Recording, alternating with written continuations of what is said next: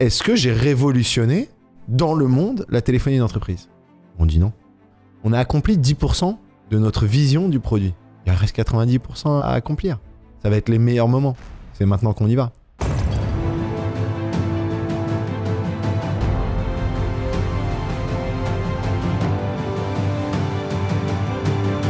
Il y a un moment, l'entrepreneur, il peut pas tout savoir. Si l'entrepreneur sait tout, en fait, ça scale pas. Et ça restera une boîte de 30, 40, 50 personnes. Et c'est très bien, mais c'est un choix. Moi, mon choix, c'est de me nourrir de la puissance des autres, de l'intellect des autres, de l'expérience des autres.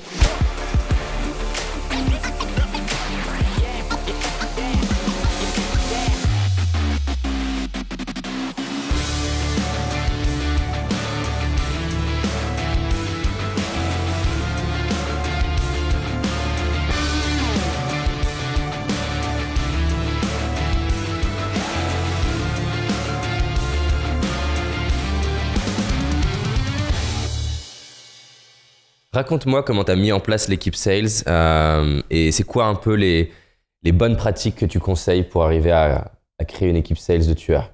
T'as des gars qui sont bons en chasse, t'as des gars qui vont être très bons en démo, en psychologie de closer quelqu'un et de le mettre en confiance pour qu'il paye finalement ton service. Même si ton service est moins bien que certains d'autres, c'est qu'il y a une confiance qui se crée. Voilà. T'en as qui sont meilleurs à garder les clients, à les nurturer, donc ce qu'on appelle donc le customer success. Et donc tu vois, tu as un peu ces trois métiers. Et en fait, au début, tu commences, tout le monde fait tout. Mais il y a un moment, en fait, tu dis, il faut que je spécialise si on veut devenir bon. Et tu essayes de trouver un petit peu les forces et les faiblesses de chacun.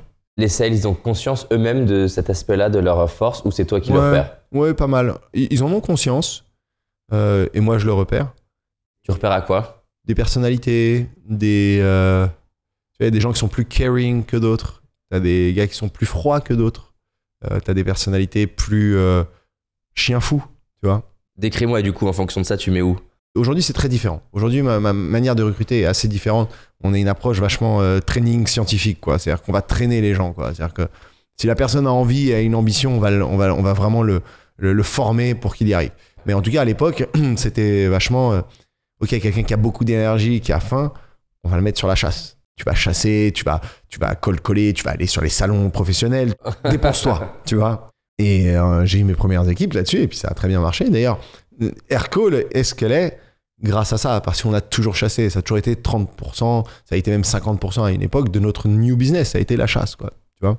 Donc quand tu passes de 1 million de chiffre d'affaires à 3 millions de chiffre d'affaires en un an, on est en 2016 à ce moment-là, ça chasse dans tous les sens. Je peux te dire que c'est la vraie salle des marchés. J'ai retrouvé une vidéo de mes équipes et je te jure, on s'entendait plus. Alors qu'on devait être... il y avait 13-14 personnes seulement dans le bureau sur la partie sales, c'est une dizaine sur le côté tech. On s'entend plus et je me souviens, j'étais tellement fier. Et j'ai filmé un moment ce moment. Le bruit. Ouais, le bruit, où on s'entendait plus.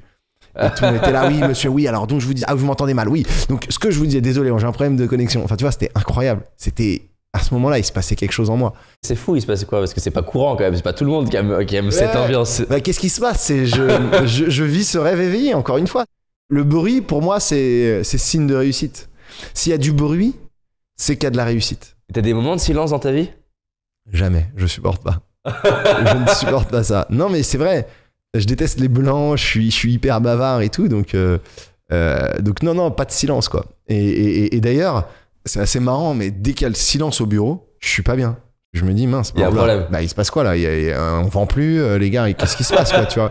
Et donc, en tout cas, voilà, les chasseurs, l'énergie était là. Après, donc, t'avais les closers, donc les accounts exécutives, très psychologiques, qui étaient capables, en fait, de convaincre, qui étaient un poil plus seniors aussi. C'est-à-dire que les SDR sont souvent plus juniors, les accounts exécutifs un peu plus seniors. Alors, chez nous, junior, c'est sorti d'école et senior, c'était 6 mois de boulot, quoi, globalement. À ce moment-là, c'est ça, en tout cas. Mais en tout cas, une personnalité un petit peu plus concentrée, un petit peu plus, peut-être avec un peu plus d'expérience, tu vois, bizarrement. Et après, le customer success, qui était des personnes plus caring. Tu sais, c'est des personnes qui aiment prendre soin des gens, qui aiment rendre les gens contents, aider les gens. Avec une dimension sales quand même? Bien sûr, toujours cette dimension sales. Tout le monde, moi mes équipes, ça a toujours été la dimension sales. Chez Aircall, tout le monde est un vendeur.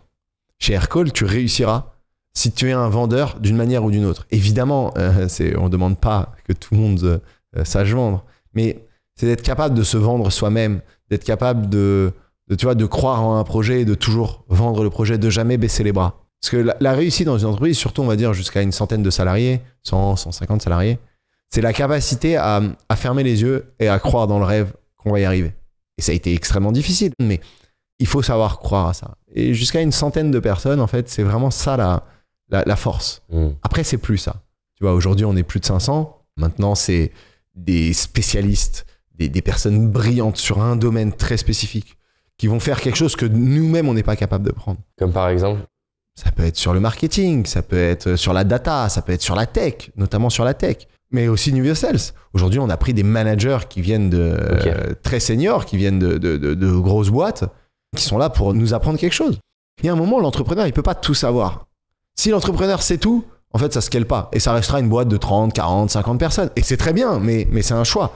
Moi, mon choix, c'est de me nourrir de la puissance des autres, de la force des autres, de l'intellect des autres, de l'expérience des autres. Et pas de juste dire, moi, je sais tout, les gars, hein, et on va faire ce que je vous dis. Parce que c'est faux.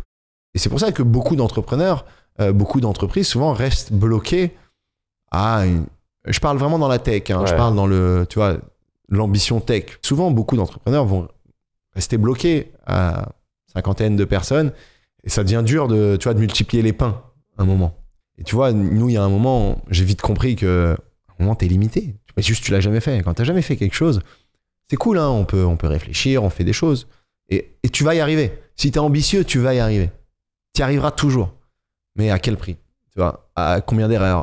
Et donc, à un moment, en fait, tu spécialises l'équipe, tu prends des gens seniors, tu prends des personnes qui l'ont déjà fait, qui apportent autre chose à la boîte que l'énergie.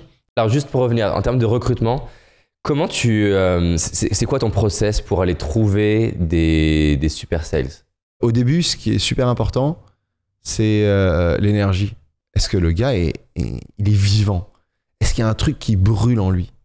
Est-ce qu'il y a un truc différent chez ce mec-là qui brûle, qui est ambitieux, tu vois, et qui va aller chercher les montagnes, quoi, tu vois, qui va monter, coûte que coûte, il va monter. Tu vois, c'est un mercenaire finalement, un peu. Je me souviens, moi, à chaque fois que j'interviewais, si le gars avait pas ce truc, l'énergie, et peut-être à tort, hein, peut-être à tort. Je dis pas que j'ai eu raison. Ce que je dis, c'est que c'est ce que j'ai fait en tout cas, et que, en tout cas, je le regrette pas. Et je cherchais ça, l'énergie, l'envie. T'avais des questions phares que tu posais ou des... Ouais, bien sûr. Ouais. Par exemple, questions, qu'est-ce que tu fais quand quelqu'un te raccroche au nez ou t'insulte au téléphone ou qui te dit faites me recontacter plus jamais. Donne-moi des exemples de mauvaises réponses éliminatoires. Non, mais c'est plutôt la réaction. Il n'y a pas une réponse éliminatoire à ce moment-là. Quand tu dis la réaction, il y a des trucs où si tu la l'entends, réaction, tu dis est-ce qu'il va vite? Est-ce que c'est le mec qui parle, qui a une voix très monotone, qui te regarde pas dans les yeux, qui regarde toujours à gauche, à droite, qui fuit du regard, qui a l'air réservé? À ce moment-là, je ne veux pas ça. À ce moment-là, j'ai besoin d'énergie. À ce moment-là, j'ai besoin de gars qui gueulent dans la salle des marchés, tu vois. J'ai vraiment besoin de ça à ce moment-là. Encore une fois, c'était ce qu'on voulait à ce moment-là. Et ça a fonctionné. Ça a fonctionné comme j'aurais jamais pu imaginer. Maintenant, c'est très différent. Maintenant, on cherche des personnes qui ont envie d'apprendre, qui ont envie de grandir, évidemment, qui ont cette fibre commerciale, mais qu'on va former à la sauce Aircall. C'est pour ça qu'au sein d'Aircall, on a créé un truc qui s'appelle la Aircall Academy, qui est une formation de 2 semaines ultra intensive. Et on te forme, on te donne tous les trucs, tous les tips, les matrix, les trucs. Qui fait ça? On a quelqu'un en interne qui gère la Aircall Academy, qu'on a créé, je crois on a créé ça en 2018. Donc en fait, aujourd'hui, on cherche évidemment des personnalités, on cherche une intelligence émotionnelle, on cherche de la rigueur, beaucoup de rigueur chez les commerciaux, pas le gars qui part dans tous les sens, tu vois, et qui soit capable d'apprendre. Finalement, quelqu'un aussi assez scolaire, qui est capable de dire ok, vous m'avez expliqué, maintenant je vais exécuter. Et évidemment, toujours ce côté un peu, j'aime bien moi ce côté un peu la fibre ambitieuse. Et aujourd'hui, ça fonctionne très bien parce que on les forme. Mais il y a un moment, l'énergie, tout ça, je te dis, ça va jusqu'à une période, quoi, jusqu'à une centaine de personnes. L'énergie, tu peux balancer de l'énergie autant que tu veux. Et ça va être canon. Mais après, c'est autre chose. Tu peux pas recruter que sur l'énergie. D'ailleurs, sinon, ça devient une boîte de malades, quoi, où t'as tout le monde, c'est des excités du bocal, tu t'en sors pas. Et à l'époque, t'avais mis des scripts de vente en place? Ouais, bien sûr. C'est toi qui les écrivais? J'en ai écrit à une époque. Après, les managers, les équipes eux-mêmes les écrivaient. J'ai beaucoup délégué, j'ai beaucoup fait confiance à mes équipes. On a recruté d'ailleurs des commerciaux pas classiques. Hein. Moi, mes premiers salariés, c'est tous des diplômés de grandes écoles. Aujourd'hui, mon VP Sales Europe, Asie-Pacifique, c'est un ancien ESSEC qui est brillantissime, qui a d'ailleurs à l'école, personne lui a appris à vendre. D'ailleurs, en France, on n'apprend pas à vendre. En France, être vendeur, c'est sale. C'est le vendeur de tapis. Ça m'a toujours rendu dingue. Et on m'a toujours, d'ailleurs, c'est marrant parce qu'on m'a toujours dit que j'étais un vendeur de tapis, mais c'est horrible. Pourquoi vendeur de tapis? C'est hyper péjoratif. Pourquoi? C'est marrant. Alors que c'est eux qui vendent les produits, c'est eux qui drivent une boîte, en fait, quoi. Aux US, c'est pas ça. Hein. Aux US, c'est une fierté, ouais. Être un sales, c'est une fierté. C'est en train de changer en France. C'est en train de changer. Je pense qu'on a aussi compris, quoi, que, en fait, le vendeur, c'est, pour moi, le gars le plus important d'une société. Attends, s'il l'était pas, il serait pas aussi bien payé. Mais non, mais c'est même pas une histoire d'argent. C'est que s'il vend pas, y a pas de boîte, quoi. Donc tu peux avoir des mecs hyper brillants partout. S'ils vendent pas, y a pas de boîte. Mais de la même manière que les techs. Pendant des années, on parlait d'informaticiens, de trucs, tu vois, c'était assez dénigré comme métier. Et il y a 10-15 ans, moi je me souviens, parler du geek, quoi. C'est horrible de dire le geek. Un geek, c'est hyper péjoratif. Alors que les gars, ils créent quelque chose d'exceptionnel. Ils créent de la valeur, de l'argent. Mais moi, je suis fasciné par la tech. Je suis fasciné par nos développeurs. Et nos développeurs sont incroyables. Aujourd'hui, on a une équipe très forte. On a une équipe très soudée qui avance vers ce même objectif de créer la téléphonie de demain. Et la France, malheureusement, on a historiquement eu beaucoup de retard sur, on va dire, la tech en général. Donc, on parlait des informaticiens, le tech, le geek, c'est les geeks à lunettes, mais c'est pas du tout ça, en fait, quoi. Mecs, ils ont des vies comme tout le monde. Et d'ailleurs, certains, c'est pas du tout l'image que beaucoup imaginent des développeurs. Les développeurs, c'est des gens cool. Tu les confonds avec les commerciaux, tu les mets dans la même salle, c'est tous les mêmes, hein, finalement, hein. Y en a un qui sait coder, il y en a un qui sait vendre. Mais t'enlèves les ordinateurs, tout le monde est pareil. Tu disais des gens qui ont beaucoup d'énergie. Ouais. T'as un produit qui est B2B. Ouais. J'aimerais juste creuser cet aspect-là. On pourrait avoir la réflexion de se dire, attends, je vais pas mettre un jeune tout fou qui va avoir au téléphone un patron d'une boîte de 200 personnes, 2000 personnes ou une start-up. Si tu as des éléments là à donner pour éviter juste la personne qui va harceler le client. Parce qu'il y a l'énergie qui va faire qu'il va oser, il y a l'énergie qui va faire qu'il va se prendre des noms, il va contourner, y aller. Et en même temps, comment faire pour que le sales soit crédible avec cette énergie-là? Non, mais évidemment, là-dessus, on les forme. À ce moment-là, on n'est pas en train d'harceler les gens. C'est pas du tout l'objectif. L'objectif, c'est d'apporter de la valeur aux clients. Mais justement, comment tu fais quand tu as un jeune qui a pas de formation? On les forme. Attends, je les formais. C'était mon rôle aussi. Même si on a été cow-boy. Moi, je me souviens avoir scrappé des bases de données pas possibles de trucs de start-up françaises, les top 100 start-up françaises, les top 500, whatever. Je scrapais ça. J'allais chercher les noms sur LinkedIn. Et c'est parti, quoi, tu vois. Et j'envoyais les mails sans trop réfléchir. Ce qui était un peu débile d'ailleurs, et ça marche pas. Hein. Si je peux le dire aux auditeurs, ne faites pas ça. D'acheter des listes email et...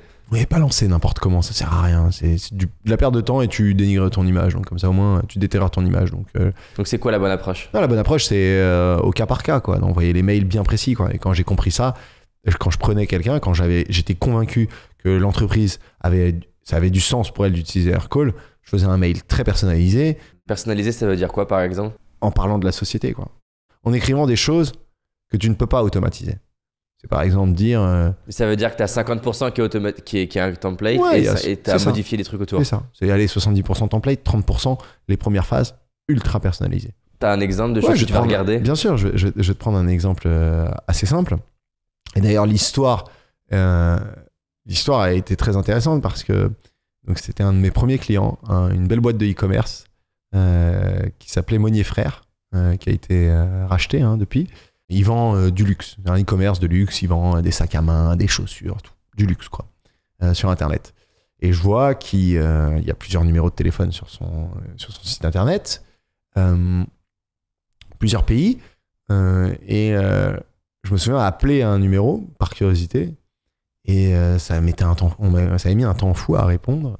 Et je sentais qu'ils n'avaient pas d'informations du tout sur qui appelle, ils n'avaient pas le numéro de la personne qui appelait. Je disais, ouais, j'ai eu quelqu'un avant, est-ce que vous pouvez me la repasser? Il me disait, oh, mais j'ai pas votre numéro, donc je sais pas. Je raccroche. Et j'envoie un mail. Et tu lui as décrit ça, en fait? Pas exactement, mais je lui dis, écoute, bonjour, j'ai testé votre service client. Déjà, j'ai remarqué que vous aviez beaucoup de numéros de téléphone de plusieurs pays sur votre site internet, donc je me dis que vous travaillez dans plusieurs pays, mais peut-être vous n'avez pas tous les numéros, comment vous faites fonctionner ça. Je remarque aussi que vous n'avez pratiquement pas la capacité de savoir qui vous a appelé, etc. D'ailleurs, je viens de tester.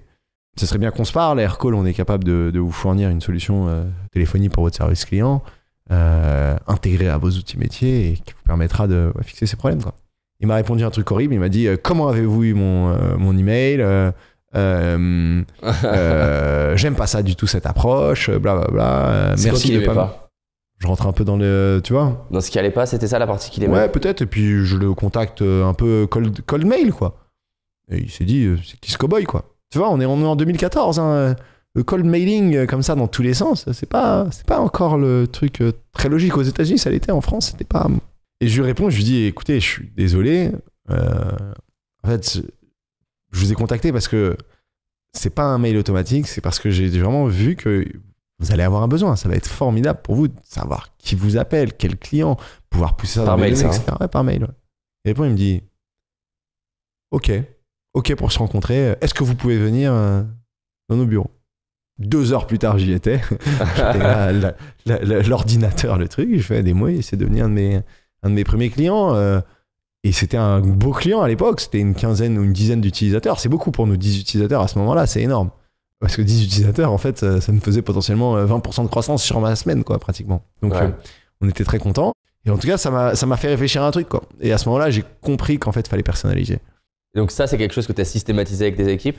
Ouais, et c'est de dire, on reste toujours super poli, super professionnel, une voix calme quand la personne s'énerve, et toujours vendre de la valeur. C'est qu'on est là pour vous aider, en fait. Je suis pas là pour vous vendre quelque chose juste pour vous le vendre, pour vous remplacer votre système existant par un truc moins cher. Je suis là pour vous apporter de la valeur, pour rendre vos équipes meilleures, pour rendre vos équipes mieux organisées, pour vous donner en tant qu'entrepreneur, en tant que responsable commercial, en tant que responsable service client, pour vous donner plus de données et pour pouvoir rendre votre équipe finalement de manière ultimate meilleure, quoi, tu vois.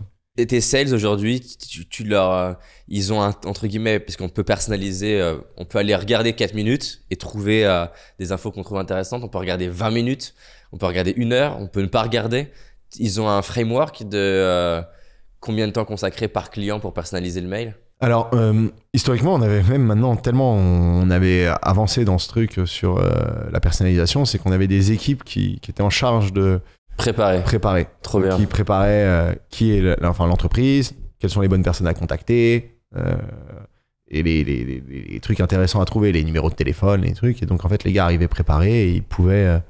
ils avaient un peu de préparation, en tout cas. Et après, libre à eux d'aller regarder le site internet et de trouver une chose spécifique, quoi, tu vois. Maintenant, c'est différent parce que à l'époque, je te parle du début d'Aircall, on vend à l'entrepreneur, on vend au fondateur de la boîte, finalement. Aujourd'hui, on vend plus trop au fondateur de la boîte. Aujourd'hui, on vend au SMB/ETI. Tu vends plutôt au responsable service client, au responsable commercial, à la DSI. Vous visiez la startup en fait au début? Au début, ouais. Honnêtement, assez naturellement la startup ou l'entreprise, en tout cas un peu tech, quoi. Oui, d'où le fait aussi que le junior, finalement, avec beaucoup d'énergie, ça va mieux marcher, ce qui va se retrouver avec un fondateur qui est pas si vieux. C'est ça, évidemment. Et ça marchait, et c'était cool. Alors attention, et c'est le problème de beaucoup de startups, c'est qu'elles travaillent qu'avec des startups. Et nous, on est très vite sortis de ça. On allait sur de la PME traditionnelle, de la boîte qui a des business models depuis 20 ans, qui tournent très bien et qui sont juste en train de se digitaliser. Et d'ailleurs, les années à venir, je pense que il y en aura de plus en plus qui vont se digitaliser, évidemment, avec ce qui s'est passé avec le Covid, où maintenant les entreprises doivent se digitaliser. Elles peuvent plus ne pas se digitaliser. Et on est en train d'accélérer et on a gagné 5 ans de digitalisation avec le Covid.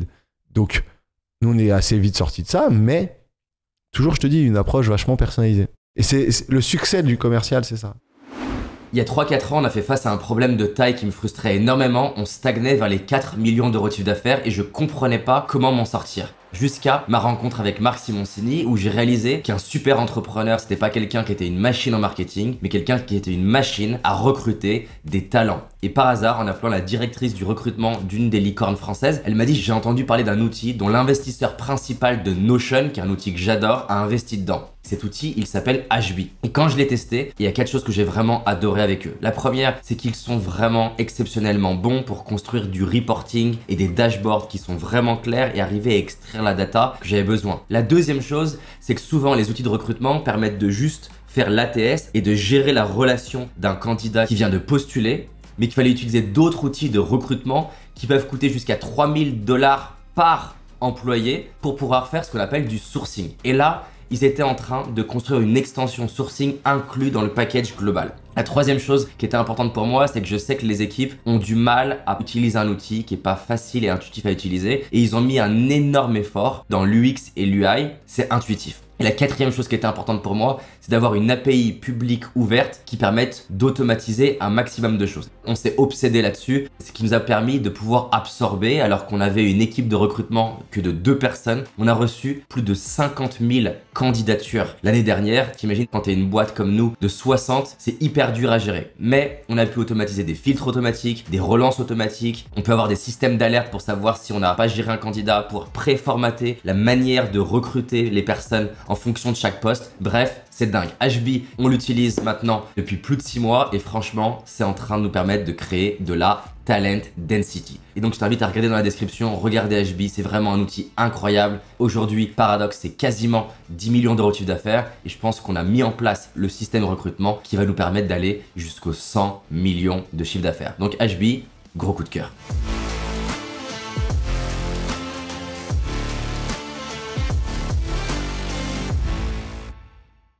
Tu parles beaucoup d'exécution, non pas là, on n'en a pas parlé, mais tu parles beaucoup d'exécution, que c'est vraiment une des clés. C'est un truc qui revient quasiment de manière systématique, que ce soit dans mes interviews US ou françaises, que l'exécution c'est la clé. Ouais, c'est que ça. Hein. Ça veut dire quoi? Parce que je pense que tout le monde comprend l'idée de l'exécution. Quand je dis ça veut dire quoi, c'est quoi les clés d'une bonne exécution? Parce que tout le monde se met d'accord sur... Pour entreprendre, ben, c'est bien d'avoir des idées, mais les exécuter, c'est indispensable. C'est quoi les secrets d'une boîte ou d'un entrepreneur qui est très très bon en exécution? La rigueur.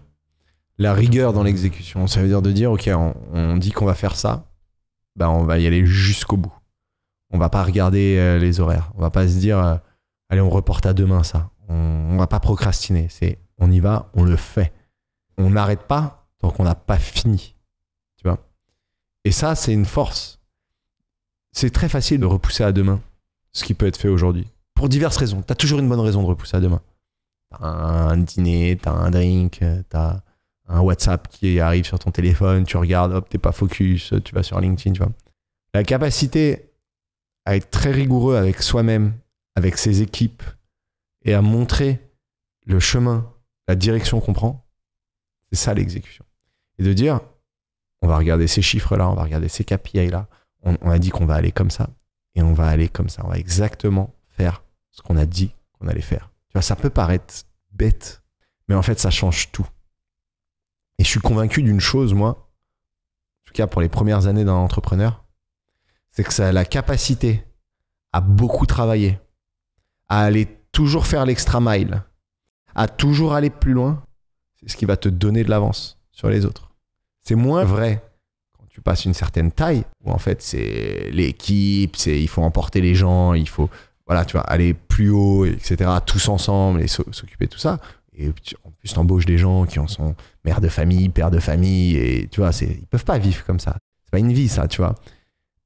Mais en tout cas, au début, on a tout donné, quoi. On a vraiment tout donné. Et la réussite, on la tient au fait que on a travaillé de manière très consciencieuse, avec beaucoup de rigueur, de manière très précise. Dans un podcast, tu parles du fait, il y a réflexion d'un côté et exécution de l'autre, ouais. Et qu'il y a beaucoup d'entrepreneurs, en tout cas, je sais pas si tu es toujours d'accord avec ce que tu disais, est-ce qu'on change d'avis? Bien sûr. Qu'il y a beaucoup d'entrepreneurs qui passent des fois trop de temps à réfléchir. Tu prends l'exemple assez drôle de la personne qui passe une journée à faire sa carte de visite. J'ai fait ça et l'a distribuée à personne. Tu l'as distribuée à 15 personnes, elle te sert à rien. Elle aurait pas été moins efficace si tu l'avais fait en 2 heures ou en 20 minutes. Comment t'arbitres justement ce ratio réflexion-exécution? Ça a quand même de la place aussi de réfléchir. Prenons un exemple concret. Tu as un choix de CRM à faire. Toi, ça marche comment Jonathan qui choisit un CRM. Alors typiquement, le premier CRM, on me l'a conseillé, on m'a dit tiens, teste ça. C'était quoi? Testé. Ça s'appelait Close à l'époque. Okay. C'est un petit truc, honnêtement. Voilà. C'est bien, c'était bien. Mais j'ai pris sans trop réfléchir. Donc t'as pas fait de benchmark? Non. Mais tu vois, c'est typiquement le genre de truc, vas-y, t'es au début, on va pas commencer à T'as rien à vendre, t'as rien en fait. Qu'est-ce qu'il y a? On va benchmarker quoi? Le premier truc, c'est que tu essayes, tu sens que c'est pas mal. On y va, c'est pas grave, ça sera toujours le cas de le changer. Mais ça, c'est au début.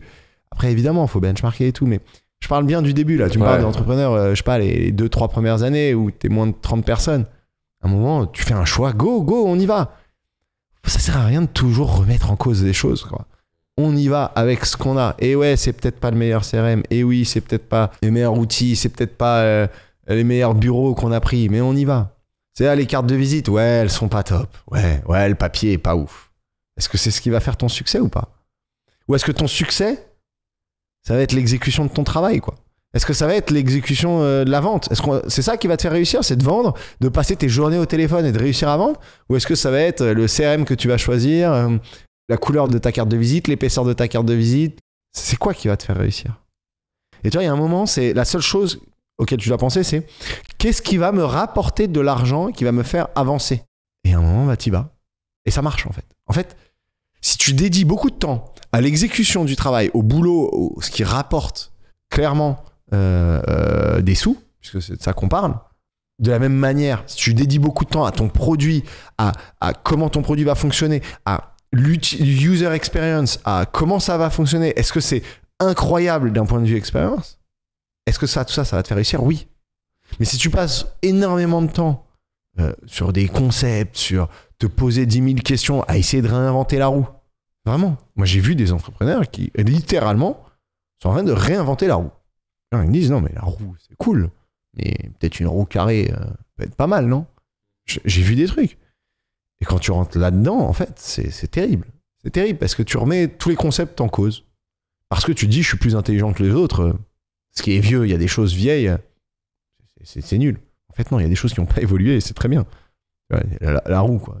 C'est un peu l'exemple bête. Il est bête, cet exemple. Mais je t'assure que tu peux y perdre un temps à essayer de faire des choses où tu pourrais, genre, allez, vas-y, au pire, on l'achète, le truc. On va pas réessayer de recréer des choses qui existent déjà, qui n'ont pas de valeur en plus. Au début, où tu prends close, tu vas vite, il faut avancer, il faut vendre, c'est beaucoup plus important de vendre que d'avoir un super CRM avec aucune vente, c'est clair. Dans un podcast, je me souviens plus quel outil tu parles d'un outil, je sais pas si vous avez changé, qui vous permet d'automatiser pas mal de choses pour le sales, des relances, des rappels, tout ça. À quel moment tu te dis, bon là, ça vaut le coup qu'on cherche un outil qui va nous permettre d'automatiser une partie et je veux dire, qu'est-ce qui te permet de te dire, là… C'est logique, quoi. C'est ça, cet outil va m'apporter quoi? Va me rendre mes équipes plus productives. On y va. On n'avait pas avant. Donc tu l'anticipes pas en fait, c'est que tu te rends compte d'un problème et on y va. Le résout. C'est ça. C'est un peu ma manière de bosser. Est-ce que c'est la bonne? Je sais pas. Mais tu vois, aujourd'hui, il y a aussi beaucoup d'entrepreneurs qui passent trop de temps à écouter des podcasts, à regarder des vidéos sur Internet, à faire ci, à faire ça. C'est bon, c'est pas grave. Fais les erreurs. Apprends. Tu peux regarder quelques podcasts, tu peux écouter des podcasts. Tu passes ta journée à faire ça, c'est mort. Tu passes ta journée à faire ça. Ça va écoute ça le va nôtre, pas le faire. Du coup. Écoute le nôtre. Non, mais ce que je veux dire, c'est il y a un moment, c'est place à l'exécution, quoi. Et l'exécution, c'est place à ce qui rapporte clairement de la valeur à ton entreprise. Que ça soit le produit, que ça soit la finance, que ça soit les sales, que ça soit l'account management, ce que tu veux. Qu'est-ce qui apporte de la valeur à ta boîte? Passer du temps au début de ta boîte à benchmarker tous les CRM du monde avant de faire un choix et d'y passer des jours et pour après faire une implémentation de CRM complètement lunaire, parce que j'en ai vu des entrepreneurs, ils te montrent leur CRM. Moi je me souviens, on était une vingtaine et là je rencontre un entrepreneur sympathique, il montre son CRM, l'usine à gaz. Impressionnant, honnêtement impressionnant. J'étais là, waouh. Ah ouais, nous on est vraiment des fermiers, quoi, tu vois, c'est genre nous c'est voilà quoi, c'est ouais les fermiers, quoi. Oui, il y a des bouts de scotch dans tous les sens. Nous c'était vraiment le truc fait vite fait bien fait, quoi. Mais ça va tourner, il y a pas de problème. Il faut mettre un peu plus d'énergie dans les personnes, mais c'est pas grave. Lui c'était une usine de gaz. Sauf qu'il y a passé tellement de temps. Mais tellement de temps. C'est fait son kiff, en fait. C'est fait son kiff. Et en fait, c'était peut-être très bien une usine à gaz, mais il n'y avait même pas d'utilité à tout ça, quoi. Mais c'était une usine à gaz. Son CRM, il était prêt pour être 500 personnes, 200 commerciaux, tout était automatisé, c'était incroyable. C'était 2 commerciaux et lui et 15 personnes dans la boîte ou 20 personnes dans la boîte. Il a passé combien de temps sur ce truc? Le résultat, Aujourd'hui, sa boîte, elle fait toujours à peu près la même taille. Mais c'est un mec brillant, il a passé un temps fou là-dessus, c'est cool, c'est top. Mais est-ce que c'était ce qu'il fallait faire? Non, je pense pas. Je dis pas qu'il a pas réussi à cause de ça, hein. C'est pas du tout ce que je dis. Ce que je dis juste, c'est qu'à un moment, vaut mieux faire les choses un peu à l'arrache, un peu à la mano, qu'il passait un temps dingue, tu vois. Et c'est un peu le même choix sur le produit. Tu vois, souvent, nous, sur le produit, on avait le choix de dire, OK, à quel point on veut que ça soit self-service, que le gars puisse tout faire lui-même, tu vois, mettre en place toute ta téléphonie de A à Z, même si t'es 200 personnes tout seul. À un moment, tu peux aller, ça devient très compliqué. Quand tu veux que tout soit self-serve, ça peut devenir très compliqué. C'est clair. Et à un moment, on s'est dit, mais attends, il faut que ce soit self-serve pour les 5 à 10, 20 utilisateurs. Mais au-dessus, c'est pas grave si on a une équipe onboarding qui les aide, tu vois. Mais on aurait pu passer des années même à créer cet outil hyper simple, magique, qui va tout faire automatiquement, tu vois, facilement. Mais est-ce que ça nous aurait fait réussir? Tu vois, typiquement, ça, c'est un vrai choix. Et ça, c'est une question que tu te poses? Mais tout le temps. Parce que par exemple, la carte de visite, la personne pourrait... C'est ça, je pense, le piège. Parce que je pense pas que la personne se dise je vais faire la carte de visite pour me faire plaisir. Enfin, peut-être, si la personne adore ça. Mais je pense que le piège, c'est vraiment de se convaincre. Mais si j'ai une carte de visite qui est épaisse, les gens vont être impressionnés. Mais évidemment. Et je vais faire plein de ventes. Mais évidemment. C'est l'archétype de l'erreur. C'est de dire, en fait, chaque détail, chaque petit détail, t'y attaches trop d'importance. Mais la carte de visite, c'est l'exemple qui est facile. Parce que je pense que tout le monde a déjà passé du temps sur sa carte de visite à aligner le truc, la couleur, tu testes une impression. Ouais. Voilà. Mais il y a d'autres choix. Et le choix produit, je te jure, ça, c'est un truc où des gens vont bloquer sur un produit, sur une partie du produit et dire il faut que ça soit comme ça. Alors que finalement, est-ce que c'est bien grave si tu mets un peu d'effort humain à aider à onboarder les gens, à expliquer, à passer un peu de temps avec tes futurs clients pour les aider à passer la petite étape de l'onboarding, etc. Et y mettre de la ressource humaine et concentrer tes efforts techniques sur la valeur de ton produit. Est-ce que la valeur du produit... Tu vois, regarde, je vais te poser une question. Est-ce que tu penses que la valeur d'un produit, elle est dans l'onboarding du produit, dans la simplicité, uniquement dans la simplicité à mettre en place? Bah non, ça peut pas être que ça. Bah voilà. Et donc, tu peux y passer des jours, des mois à rendre le truc, mais tellement, vas-y, c'est tout simple, mais en fait, du coup, il n'y a plus de fonctionnalité en haut. Et donc, ouais, il te faut un produit simple. Nous, Aircall, aujourd'hui, tu peux mettre en place le call center d'une boîte pour 20, 30 personnes, sans aucun problème tout seul, l'intégrateur, même 50 personnes, tu peux. Mais est-ce que si tu as besoin d'aide, c'est grave? Est-ce que il y a des choses j'aurais aimé automatiser? Mais à un moment, on s'est dit avec Olivier, mais c'est pas grave. Attends, il y a une équipe onboarding qui va s'occuper de ça. Et c'est pas grave. En revanche, ce qu'on va faire, c'est la valeur du produit dans l'utilisation. Au jour le jour, de manière journalière, comment on veut apporter de la valeur. Parce que oui, l'onboarding, c'est l'effet waouh, c'est cool, c'est top, boum, c'est bon, sauf que ça arrive qu'une fois. Ça arrive qu'une fois. Alors que ton produit, ça va, c'est sur et plusieurs années. T'as tout compris. Et donc, l'entrepreneur, il doit toujours se poser cette question. Le choix à faire, quoi. C'est, est-ce que je passe du temps sur un détail que oui, l'effet waouh, c'est important, l'effet waouh, mais il faut dédier plus de temps à certaines autres choses qui vont vraiment apporter la valeur. Et donc, finalement, on revient toujours au même concept qui est l'apport de valeur. Est-ce qu'avoir une carte de visite folle, incroyable, avec un écran dessus, ça apporte de la valeur? Non. Est-ce que passer des jours à faire un produit complètement... personnaliser ton CRM à la folie et prévoir quand vous serez 200 ton CRM, est-ce que ça apporte de la valeur jour 1 à quelqu'un, à tes clients, à tes équipes? Non. Vous utilisez quoi d'ailleurs comme CRM aujourd'hui? Aujourd'hui, on est sur Salesforce. Ok. Et tu vois, ça a été assez difficile parce qu'on l'a pris assez tôt. On l'a pris quand on était une 10-15aine, donc il a fallu l'intégrer, etc. Mais tu vois, on a gardé un truc très simple et qu'on a fait évoluer au fil du temps. Pourquoi Salesforce? Juste pour parce que c'est tu vois, c'est typiquement, j'ai pas voulu trop me poser de questions. Market leader, allez hop, on y va. Tu vois, on est en 2016 là, notre CRM commence à un peu battre de l'aile, ça devient difficile, etc. Je me pose pas trop de questions. En vrai, je vais même te dire un truc, j'ai pratiquement pas benchmarké. J'en ai essayé un autre, c'était pas mal.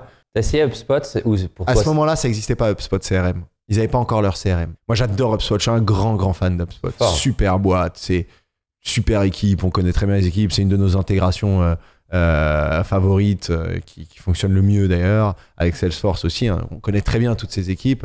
HubSpot, très belle boîte. À l'époque, ils n'avaient pas leur CRM. Et moi, je me suis pas trop posé la question. Je me suis dit, honnêtement, Salesforce, c'est le market leader.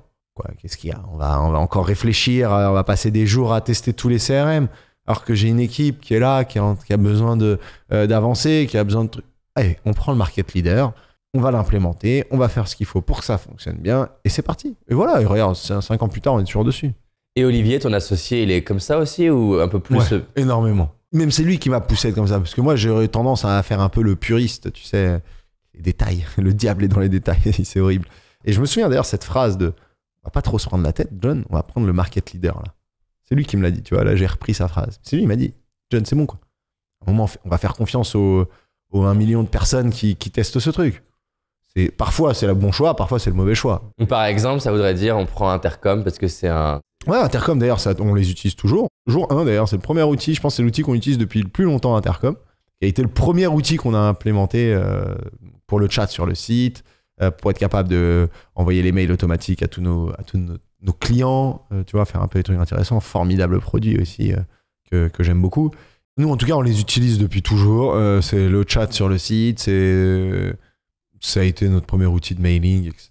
Et ça fait partie du funnel sales, c'est-à-dire que la personne... Bien sûr, de pouvoir toujours être joignable. Pour moi, une bonne équipe sales, c'est une équipe ultra joignable, qui peut être contactée par divers canaux. Et c'est super important, toujours être ultra réactif. D'ailleurs, on a un SLA sur nos équipes commerciales, sur les équipes inbound qui sont donc sur le chat, c'est moins d'1 minute, tu as une réponse. Et tu vois, ça, c'est hyper important, c'est très structurant. Enfin, ça, c'est important de passer du temps là-dessus. C'est dire, OK, comment on veut. Moi, je faisais un truc aussi à l'époque, je faisais beaucoup de pin test. Je testais mes équipes, quoi. Je vais sur le chat, je teste, j'écris n'importe quoi et je vois comment ça répond. Je disais au manager, il faut pin tester. Il faut réécouter les appels, il faut comprendre ce qu'on a fait. Tu vois, un pen test, quoi. Tu rentres un truc et tu vois où ça va, quoi. Et c'est ce qui nous a fait beaucoup avancer. Mais l'exécution, pour revenir un peu à ta question, c'est super important. Et c'est de t'assurer que ce que tu fais, ça a une valeur aujourd'hui, demain, pour les équipes, pour la boîte, pour les clients, pour les prospects. Si ça n'a pas une valeur immédiate, pose-toi la question. Et donne-nous des erreurs, entre guillemets, qui étaient impossibles à éviter parce que c'est comme ça que tu apprends. Mais avec du recul, tu dis, bon, ça, on va rééviter de la refaire. Donne-moi les 3-4 erreurs comme ça. T'en as donné une tout à l'heure avec le côté acheter des listes email de start-up et spammer tout le monde. Passer un peu trop de temps sur... moi, j'adore Excel, donc c'est un gros truc. Excel ou Google Sheet? Ouais, Google Sheet, évidemment. Okay. Ouais, toujours sur le Google Sheet. On a tout mis sur Drive et tout, c'est canon. D'y passer des nuits, quoi. À analyser des datas, des trucs à l'époque, des cohortes. J'essaye de comprendre les clients, ils rentrent, pourquoi ils baissent, pourquoi ça monte. Tu vois, trouver des patterns, des trucs, mais y passer, mais un temps. En fait, tout va dépendre de ce que tu fais. Moi, je le faisais pour moi. Je le faisais pas pour les autres. Je me souviens, tu sais, je suis là, je fais mes concaquenettes sur Google Sheet, à essayer de comprendre certaines choses, tu vois, à creuser et juste avoir une réponse pour le matin que je vais donner aux équipes et super, et ça change pas grand chose, mais c'est pas que c'est contre-productif, c'est que tu te fatigues, quoi. Je me souviens de trucs où je pars du bureau à 3-4 heures du mat, et le lendemain à 9 heures, je suis là, quoi. Bon. Est-ce que j'y ai gagné vraiment grand chose? Non. Est-ce que j'ai assouvi un besoin à l'intérieur de moi? Oui. Est-ce que si je l'avais pas fait, on aurait moins réussi? Je pense que ça aurait pas changé grand chose. Donc ça, c'est typiquement les trucs un peu à faire attention. Faut pas s'épuiser, quoi. Nous, on s'est crevé. Nous, on s'est vraiment crevé, quoi. Moi, je le sais. Et Olivier aussi, on a été cramé, quoi. Et il y a eu des fois. Et alors, Olivier et moi, ce qui est marrant, c'est qu'on n'a jamais été dans le même bureau. Parce qu'au début d'Aircall, il habitait à Madrid. Moi, j'étais à Paris. Après, au bout de quelques années, il a déménagé aux US pour ouvrir le bureau US. Les invests disaient, Olivier, il faut que tu absolument que tu ailles aux US. Moi, j'étais toujours à Paris. Donc, en fait, on n'a jamais vraiment été dans le même bureau, tu vois, genre normal, quoi. C'est marrant, hein. On est des associés à distance, quoi. C'est-à-dire que vraiment, j'ai jamais passé, à part à San Francisco à l'époque, plus d'1 mois dans le même bureau que mes associés, quoi. Et Olivier notamment. Et donc, du coup, très régulièrement, je me souviens, on s'appelait, quoi. J'ai dit, Olivier, faut que Je te parle, là, je suis dans le dur, là. Je suis crevé, j'en peux plus. Je suis au bout. Viens, on papote un peu, quoi. Et tu sais, lui, pareil. John, j'ai besoin un peu un petit cheer-up, là, viens, on se parle. Parce qu'à un moment, en fait, on s'est tellement donné. On a tellement donné beaucoup d'énergie pour y arriver. Tu faisais du sport, tu faisais des trucs pour... Et mon problème, c'est ça, en plus, c'est que non, quoi. Et en plus, tu vois, on a beaucoup parlé d'Aircall, mais moi, j'ai toutes mes activités parallèles. Immobilier. Je fais beaucoup d'immobilier, j'ai un hôtel à Paris, j'ai des Airbnb, des immeubles entiers que j'ai achetés, qu'on a mis en location. Je fais du marchand de biens, j'ai un associé formidable qui a créé toute notre activité immobilière, qui est mon pilier dans ma vie, Gaëtan, c'est mon pilier dans ma vie personnelle et professionnelle. Il a quel âge? Il a mon âge. Non, il a juste un an de moins que moi. Il est en 88, moi en 86. Pourquoi tu dis que c'est ton pilier? C'est dans quel sens? Il m'a énormément apporté. Si j'avais pas rencontré Gaëtan, je pense que je serais pas là aujourd'hui. Ça aurait été, c'est marrant. Ma vie est faite de rencontres qui me tirent vers le haut. Et Gaëtan, il m'a apporté des choses que j'avais pas. Et comme chacun de mes amis, je pourrais prendre chacun de mes amis et dire ce qu'ils m'ont apporté. Gaëtan, ça a été mon coloc pendant 13 ans. Donc automatiquement, 13 années de coloc, t'apprends beaucoup l'un de l'autre. J'ai toujours eu une vie, tu vois, moi, mes week-ends sont dédiés à l'immobilier. La semaine est dédiée à Aircall, toujours 100%. Ma vie, c'est Aircall. Aircall qui est dans mes veines. Et d'ailleurs, je vais te donner un secret. Et je l'ai jamais dit en public, donc c'est une mondiale. C'est bon ça. Que je te dis, c'est que tellement on croit en Aircall avec mes associés, tellement on s'est battu et tellement au début c'était difficile. On a tellement travaillé. On s'est dit, si un jour Aircall vaut 100 millions de dollars, 100 millions d'euros, on se tatoue le tracteur emoji quelque part sur nous. En fait, ce tracteur, c'est très... c'est une image, c'est de dire le tracteur, il casse jamais, quoi. Le tracteur, il est dans les champs, et il est 1950, le tracteur, il tourne toujours. Hein. Ça pète pas un tracteur, ça avance. Et c'était un peu ça, c'est le tracteur, quoi. On avance. Et on va y arriver. Et t'inquiète, et il y a des galères. Il y a des galères, mais c'est pas grave, on va y arriver.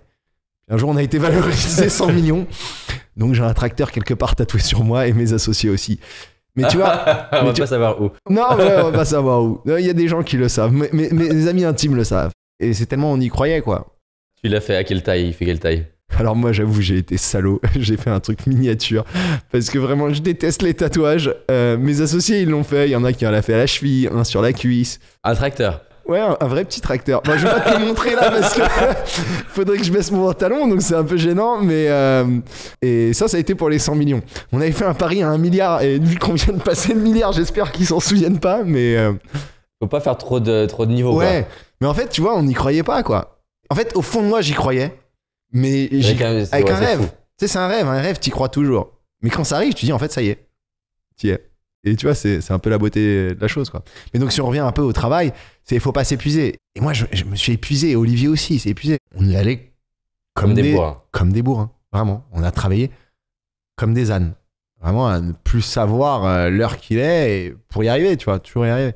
Et c'était quoi ta Je pense que ça nous a donné un avantage aussi.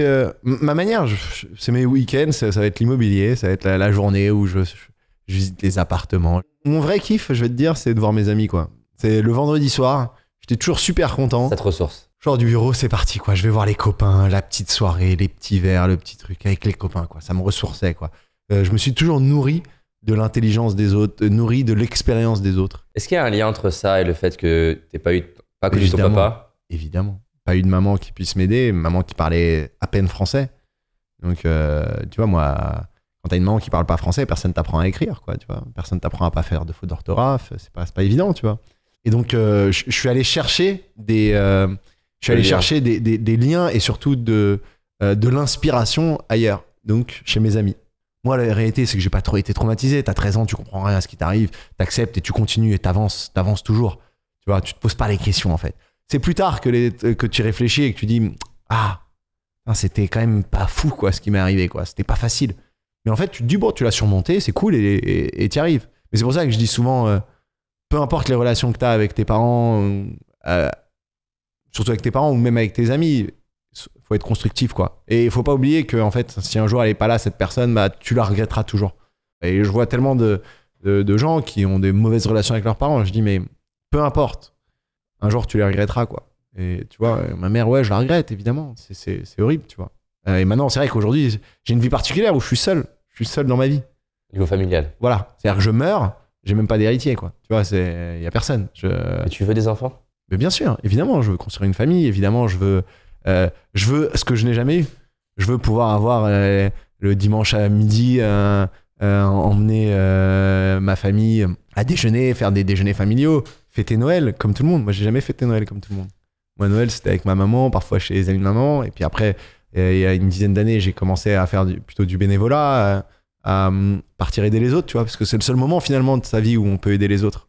Enfin, en tout cas, moi, c'est le seul moment, Noël, où j'ai personne. Pour le coup, tous mes amis sont dans leur famille. Ça doit être quelque chose, ça. Ah, c'est dur. Hein. Surtout toi qui aimes la relation. Qui aime les gens, ouais. Moi, j'aime être entouré. Quand t'as tout le monde qui se retrouve horrible. en famille, du coup, tu te retrouves seul, quoi. Ouais. Ça a toujours été un moment horrible pour moi, Noël. C'est-à-dire, toujours les gens, ils venaient, alors, t'as eu des cadeaux et trucs. Ah non, en fait, non, ma mère a pas les moyens de m'acheter les cadeaux. Les cadeaux, ouais, moi, je lui ai fait les cadeaux. Qu'est-ce que vous avez fait? Ouais, bah, on s'est acheté des trucs, on a dîné ensemble et je suis rentré, quoi, tu vois. Et c'est pour ça, il y a un moment, il y a un peu moins de 10 ans, je me suis dit, en fait, tu sais quoi? Toute la vie, là, t'es que égoïste, Jonathan. Tu penses qu'à toi, tu penses à ta réussite, à ton truc, vas-y, le boulot. Et je me dis, bah, tu sais quoi, arrête de penser un peu qu'à toi et à ta petite personne et comment tu vas aller plus haut. Pense aux autres, essaye d'aider les autres, quoi. Et donc, je me suis mis à faire du bénévolat. Seul, parfois, avec des associations aussi. Et je te jure, ça a été les meilleurs Noëls de ma vie.